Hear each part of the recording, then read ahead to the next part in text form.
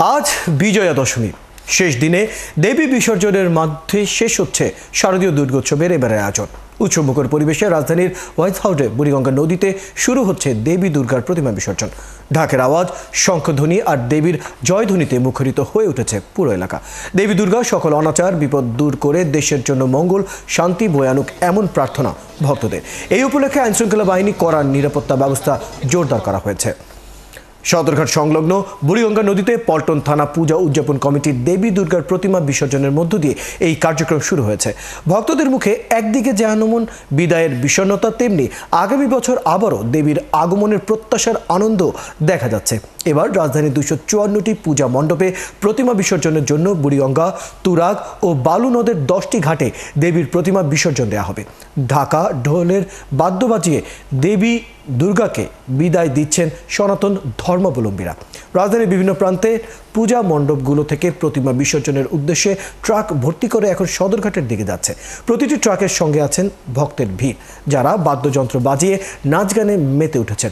উৎসবের এই শেষ লগ্নেও মানুষের উৎসাহ আর উদ্দীপনা ছিল চোখে পড়ার মতো।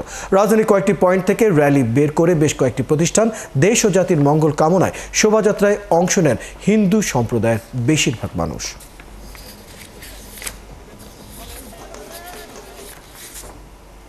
আজকে মাকে বিজয়া দশমীর মাধ্যমে বিদায় দিয়ে দেশের শান্তি, সুখ শান্তি এবং সমৃদ্ধি কামনা করে মাকে এখন বিসর্জন দিচ্ছি। বিদায় মানে তো একটা আবেগে আমরা আপ্লুত, একটা বিষাদ।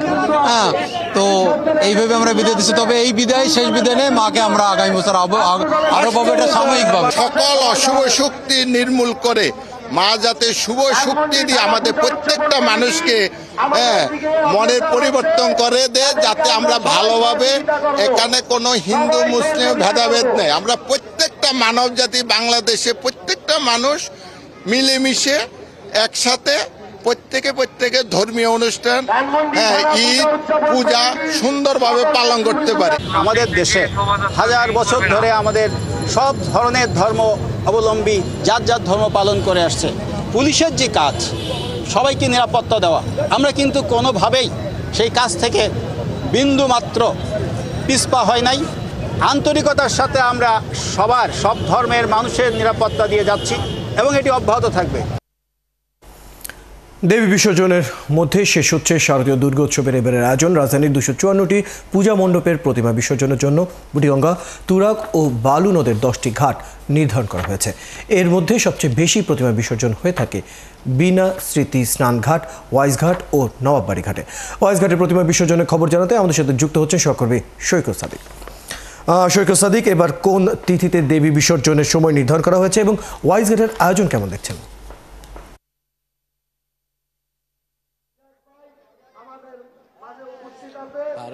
শুরুতে আপনাকে শারদীয় দুর্গোৎসবের শুভেচ্ছা। আপনি জানেন যে এই দুর্গোৎসবের একেবারে শেষ যে কার্যক্রমটা দেবী প্রতিমা বিসর্জন, এবং সেটা কিন্তু শুরু হয়েছে বেলা 3টার আগে থেকেই।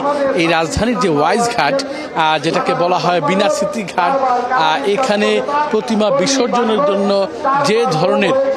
যে ধরনের কার্যক্রম আয়োজন দরকার তার পুরোপুরি কিন্তু এখানে প্রস্তুতি রয়েছে। যদিও ঢাকেশ্বরী মন্দির থেকে যেই প্রতিমার যে একটা শোভাযাত্রা প্রত্যেক বছরের মতো এখানে আসে, সারিবদ্ধভাবে ট্রাকে করে ভক্তরা তাদের বিভিন্ন মণ্ডপের যে প্রতিমা নিয়ে আসেন, সেই যাত্রাটা এখনো আসেনি। তারপরেও বিভিন্ন মন্দির থেকে বেশ কিছু প্রতিমা এসেছে এবং প্রতিমাগুলো এই বুড়িগঙ্গা নদীতেই কিন্তু বিসর্জন দেওয়া হয়েছে। এখানে এই প্রতিমা বিসর্জনের কার্যক্রম যাতে সুশৃঙ্খলভাবে সুন্দরভাবে দিতে পারে, এর জন্য আয়োজকরা বেশ তৎপর রয়েছে। এই ঘাটের সার্বিক নিরাপত্তা ব্যবস্থার জন্য আইন শৃঙ্খলা বাহিনীর সদস্যরা নিয়োজিত রয়েছে পুলিশ, সেনাবাহিনী রয়েছে, বিজিবির সদস্যরা রয়েছে। কয়েক ঘন্টাখানি আগে ঢাকা ডিএমপির যে কমিশনার শেখ সাজ্জাদ আলী তিনি এসেছেন, তিনি এই পুরো বিষয়টি পরিদর্শন করেছেন এবং তিনি বলেছেন যে আগামী 2 থেকে 3 ঘন্টা যতক্ষণ পর্যন্ত পর্যন্ত এই পূজার এই বিসর্জন দেবী বিসর্জন কার্যক্রম শেষ না হবে তারা কিন্তু এই পুরোপুরি কার্যক্রমটা কিন্তু সুন্দরভাবেই তারা পরিচালনা করবেন।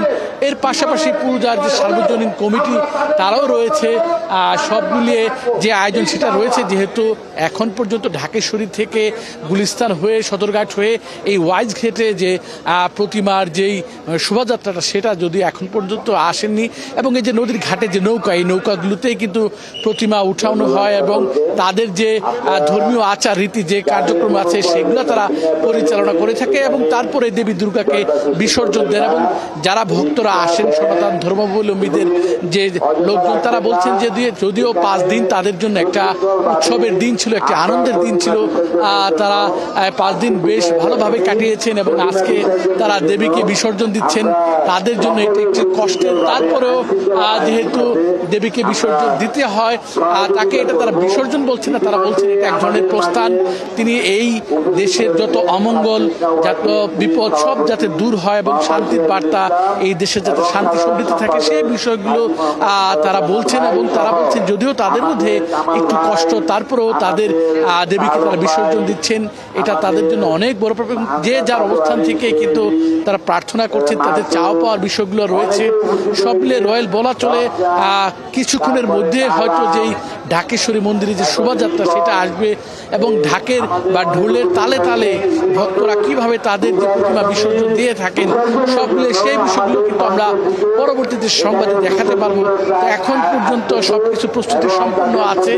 যখনই যেই পূজা মণ্ডপের প্রতিমা এখানে নিয়ে আসা হয় সেটা কিন্তু বিসর্জনের জন্য দেওয়া হয় এবং নদীতে যাতে কোনো ধরনের বিশৃঙ্খলা তৈরি না হয়, কোনো ধরনের দুর্ঘটনা না ঘটে সেই বিষয়গুলো কিন্তু দেখানো সার্বিকভাবেই নৌ পুলিশ তারাও নজরদারি রাখছে।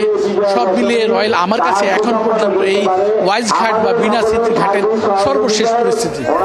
ধন্যবাদ সৈকত সাদিক। খবর রাখতে থাকুন, প্রয়োজনে আবার আপনার কাছে আমরা ফিরবো। দর্শক, আমাদের সাথে আমাদের সহকর্মী সৈকত সাদিক যুক্ত হয়েছিলেন ওয়াইজ ঘাট থেকে, সেখানে প্রতিমা বিসর্জনের সর্বশেষ খবরাখবর আমাদেরকে জানাচ্ছিলেন।